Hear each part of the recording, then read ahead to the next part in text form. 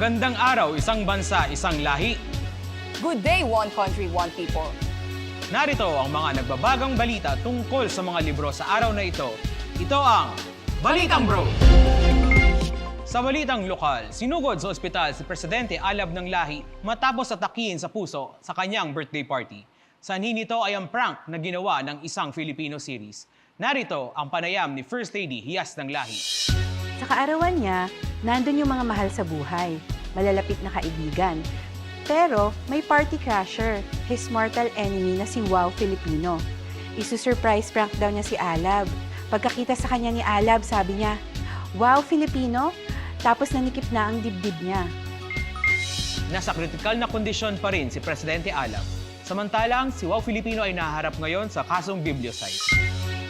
For international news, natagpo ang punit-punit at walang malay sa kahabaan ng New Year Cubao ang English textbook series na Language in Literature o Langlit.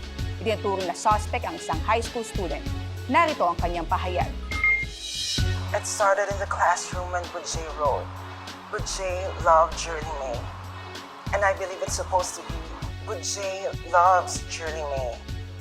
Then Bujay started to rip off my pages just so he could send love letters to Shirley May. And the disgusting part, he wrote some torn pieces from my pages, then shot them to his classmates with a straw.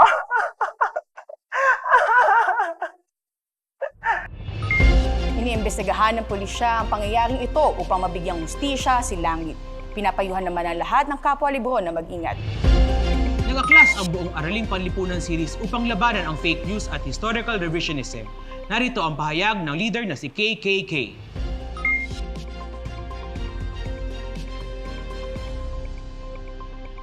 Ang kasaysayan ay hindi chismis. Ano to? Nagpagod mag-research ang lahat ng authors para lang maisilang kami, tapos sasabihin na chismis lang lahat. Parang ang Pansamantala muna nating inaantala ang balitang ito at baka ipasara ng tuluyan ang Vibal. Samantala, para sa kalagayan ng ating panahon, narito ang napakagandang si Science in Our World.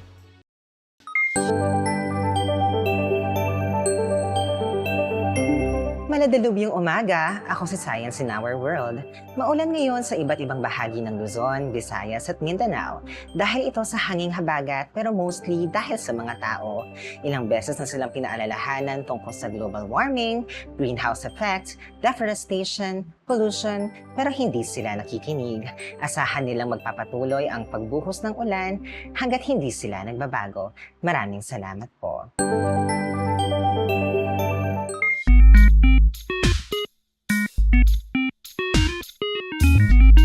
Para sa lagay ng trapiko, mabilis naman ang pag-usad ng paglilimbag sa mga junior high school textbook sa Printing Machine 1 dahil na rin sa popular demand. Sa kabila naman ay pansin sa Printing Machine 2 ang pagbagal ng trapiko sa senior high school. Ito ay dahil sa dami ng series na inilalabas ni Vibal. Sinarado naman muna pansamantala ang Printing Machine 3 dahil sa pagkaubos ng langis. Kasalukuyan na itong inaayos ng press department.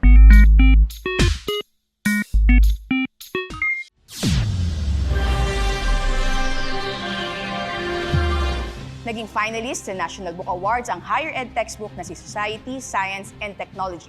Alamin natin ang mga ginawa niyang paghahanda upang man-nominate. Paghahanda? Wala!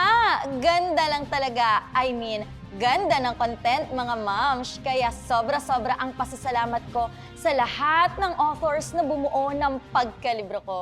And also, sa National Book Development Board and Manila Critics Circle for choosing me as a finalist and for inspiring me to become a strong, independent textbook. I love you all! Mwah!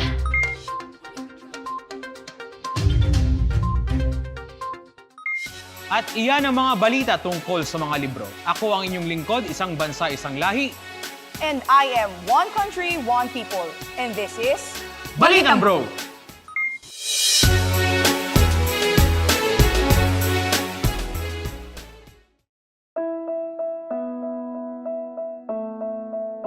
Magandang araw, bros!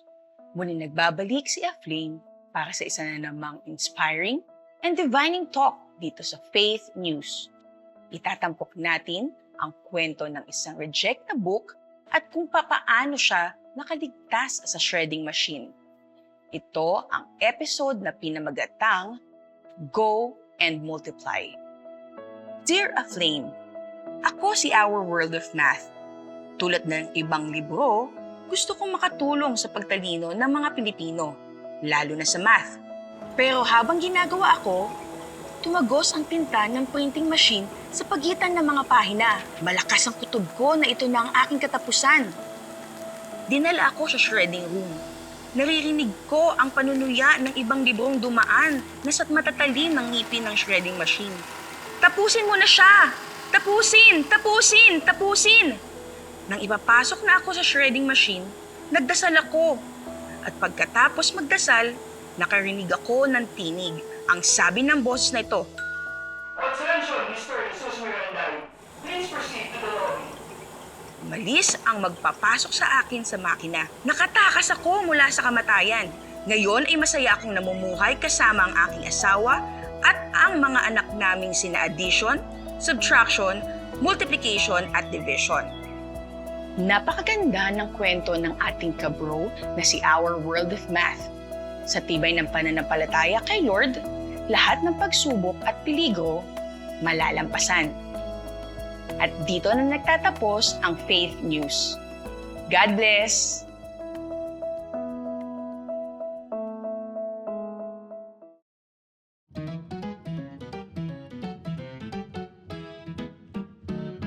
Isang energetic na araw sa inyong lahat, mga bros! Excited ako dahil itatry natin ang viral group exercise na magpapawala sa inyong stress. Ito ay tinatawag na Breathe as One. Madali lang ito. Ipipikit natin ang ating mga mata, then sabay-sabay tayo mag-i-inhale. Pero isang miyembro lamang ang mag-exhale, kaya nga Breathe as One ang pangalan ng exercise na ito. Pagka-exhale, inhale agad. Then, mag-exhale naman ang next member. Gagawin natin ito hanggang sa makapag-exhale ang last group member. Malinaw ba? Yes! Okay, i-try natin. Inhale. Ako muna. Exhale. Inhale. Ako, exhale. Inhale. I have the honor to present to you this year's graduates. Nakaka-proud! My degree. My manners.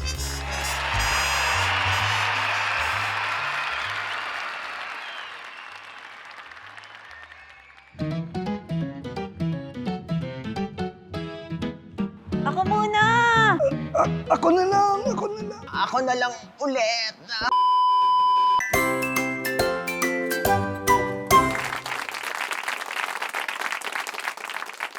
Hello! Ako si Masayang Paggawa, Maunlad na Pamumuhay. Bored na ba kayo na lagi na lamang kayong binabasa ng mga guro at estudyante?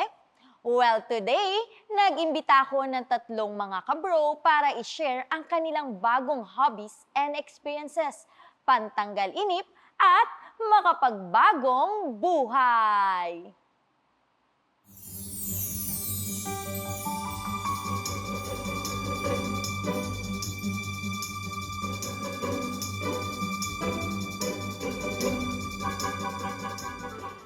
Nakakataba ng puso na maipagtanggol ang mga naaapi. And most importantly, na-feel ko naman na parang namasahe ako. So, ang rating ko ay 8 out of 10.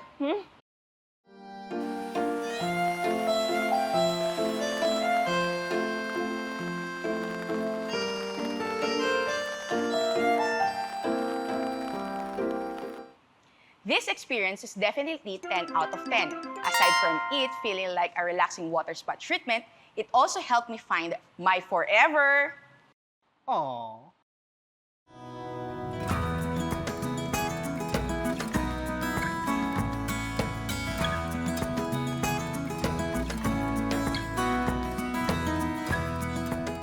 Sa wakas, ang matagal ko nang pinakahihintay.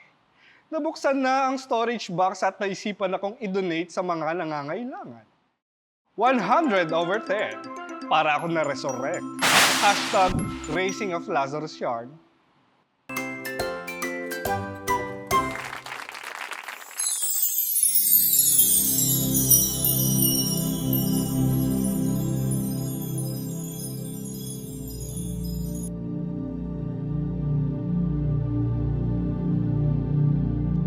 Good day mga kabro na may mabuting puso at mabuting isip. Ito ang Good at Heart, Good in Mind. Ang segment na manghuhusga sa inyo kung gaano kayo kabuti today. Narito ang scenario number 1. Nangutang ang isang bro sa iyo ng malaking halaga. Nangako siya magbabayad sa susunod na buwan. Sumunod na taon, hindi pa rin siya nagbabayad.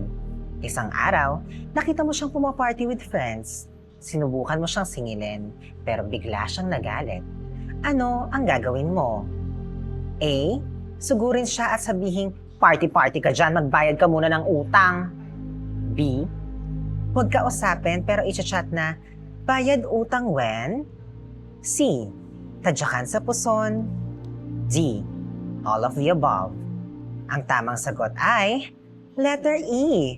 Magdesisyon ka, marami rin akong problema, huwag mo sa akin ipasa.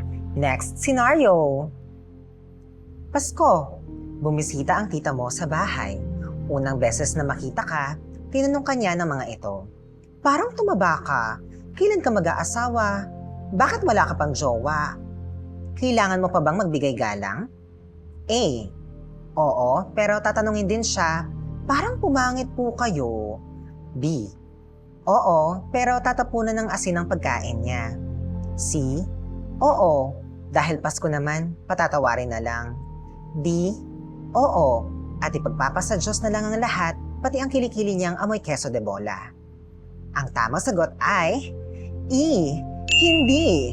Hindi ko na problema iyan. Ang last scenario naman. Sumakay ka ng jeep at nakaupo ka sa bandang estribo. Nakikiabot ka ng bayad pero walang pumapansin sa'yo. Ano ang dapat mong gawin? A. Ibato na lang sa driver ang bayad sabay sabing, Manong catch! B. Magwala at sabihing, bayad sabi, nakaka-bad trip naman, oh! C. Bayaran ang mga katabi na iabot ang bayad para makapagbayad sa driver. D. Hold upin ang lahat ng nasa jeep. As usual, ang sagot ay, E. Wala akong paki! At iyan ang mga situations na dapat pag-isipan kung gaano kayo kabuti today. Again, narito lang ako lagi para i-judge kayo at mapilitang magdesisyon ng tama. Kaya mag-ingat kayo sa pagpili para mas maraming plus points sa langit.